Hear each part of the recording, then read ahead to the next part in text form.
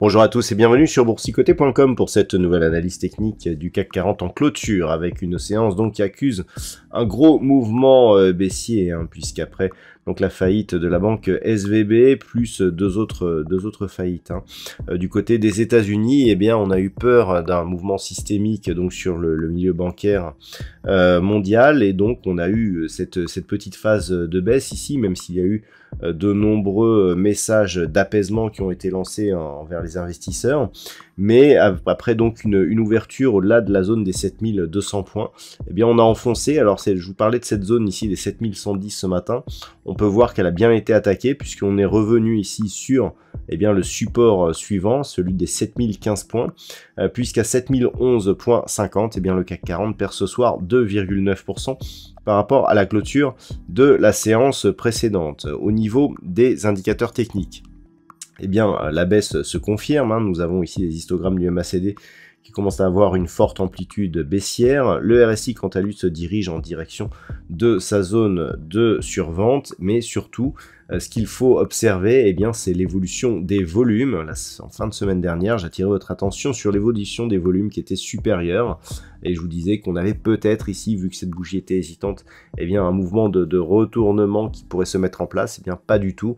Les volumes sont supérieurs encore aujourd'hui, et on a donc cette grosse bougie de conviction qui nous fait sortir de la tendance. Et donc, comme je vous l'indiquais ce matin, on l'avait vu venir, puisque on avait ici tracé donc ce pointillé, on avait détecté le gap de rupture. Reste à savoir si on allait rester ici au-dessus de cette zone des 7200 points. On n'y est pas resté, on a cassé, c'était l'objet de mon analyse de vendredi dernier. Et donc on revient ici sur cette zone de support, chose qui avait d'ailleurs été détectée par, l'étude statistique, puisque dans le courant de la semaine dernière, on avait des probabilités d'une accélération rapide à la baisse qui pouvait se produire. Alors la probabilité était assez moyenne en termes de conviction, mais elle a été vérifiée. Donc on a ici ce mouvement. Alors au niveau du palmarès des valeurs, bien entendu, ce sont les bancaires qui souffrent le plus. Il n'y a pas de valeur en hausse sur le CAC 40 ce soir. La seule qui échappe à la baisse, c'est ST Micro, mais pour un résultat nul, c'est-à-dire qui clôture, à l'équilibre.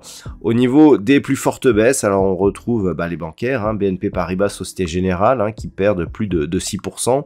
Alstom, AXA, ArcelorMittal, Total Energy suivent juste derrière avec des pertes situées entre 5 et 6%, 6-16 même pour Alstom. Et donc, toutes les valeurs dans le rouge, une forte baisse et un signal assez important. Alors lorsque l'on retrace ici les retracements de Fibonacci sur l'intégralité de cette dynamique, ce que l'on peut observer déjà, c'est que nous sommes sur une impulsion qui vient chercher ici le deuxième retracement de Fibonacci. Alors vous voyez comment ici par rapport à cette zone de point haut, la zone de cassure ici définie donc par l'ancien support, ici on était un peu plus haut à 7170 points, casse ici et on a tout de suite des cours qui poursuivent en direction ici du deuxième retracement de Fibonacci à 38,2%. Donc ces Fibonacci, qu'est-ce qu'ils nous disent? Tout simplement que si on reste ici sur cette zone des 7011, donc là le support il est plus à 7015, on peut avoir ici une reprise et une confirmation donc de la poursuite de cette dynamique haussière sans avoir de vrai signal d'affaiblissement.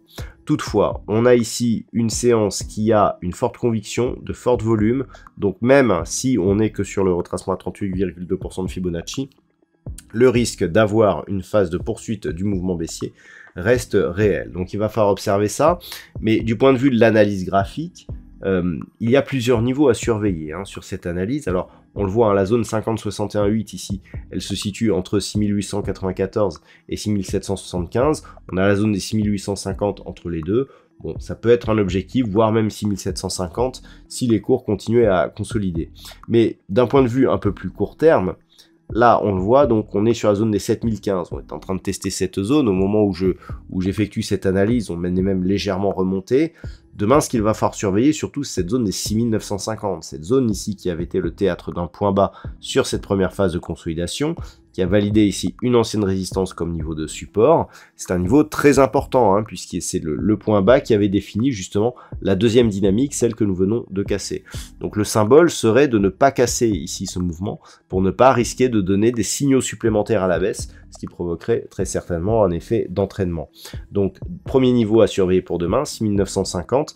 Si on poursuit ici 6850, cible certainement de la phase de consolidation, si on reste dans la zone 50-61-8, éventuellement une attaque ici sur la zone des 6750, par contre sous 6750, là les choses seraient totalement différentes puisque l'on aurait une probabilité de poursuite ici en direction de ce point bas significatif et donc pour un retracement majeur sur la zone des 6380 points. À la hausse, alors, pour sortir ici de ce biais, en général, on se dit qu'on commence à sortir du biais lorsque l'on repasse au-dessus du retracement à 23,6%. Donc ce 23,6%, il est ici.